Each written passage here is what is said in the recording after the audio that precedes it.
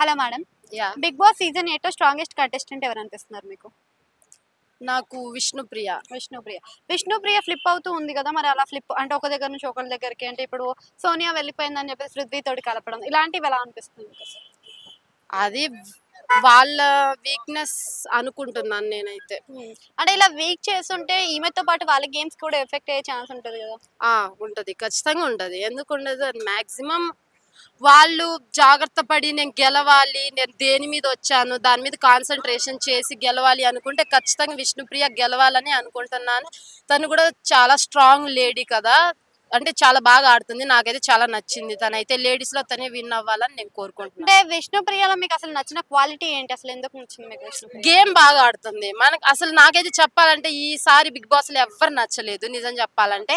సర్లే గేమ్ చూసి ఓటేసి సపోర్ట్ చేద్దాము అని అనుకున్నాను. కాబట్టి లేడీస్‌లో అయితే నాకైతే విష్ణుప్రియ, యష్మి, సీత వీళ్ళు బాగా ఆడుతున్నారు. సో విష్ణుప్రియకి నేను ఓటేద్దామని, గెలిపిద్దామని అనుకుంటా. తను గెలిస్తే కూడా నాకు కూడా హ్యాపీగా ఉంటది. మిడ్ వీక్ ఎలిమినేషన్ ఎవరిది ఉంటది అనుకుంటున్నారు? మేబీ నైనిక అనుకుంటున్నా. వైల్డ్ కార్డ్ ఎంట్రీస్ ఎవరిస్తారు? ఇస్తారంటే నాకు అసలు ఇష్టం లేదు రావాలని. బట్ ఓకే ఎవరొచ్చినా గేమ్ చూసి సపోర్ట్ చేయడమే, ఓట్స్ వేయడమే. ఓకే. ఫైనల్‌గా ఇప్పుడు మీరు బాగా అంటే ఇరిటేటింగ్ అనిపిస్తుంది. ఈ పర్సన్ ఎళ్ళిపోవాలి అని మీకు ఎవరు అనిపిస్తుంది? మొన్నటి దాకా అయితే సోనియా. సోనియా అనిపించింది. తను వెళ్ళిపోతే చాలా బాగుంది బిగ్ బాస్ హౌస్ లో అయితే. అది ఇప్పుడైతే ప్రస్తుతానికి ఎవరు లేరు, చూడాలి ఉంటే. Thank you madam.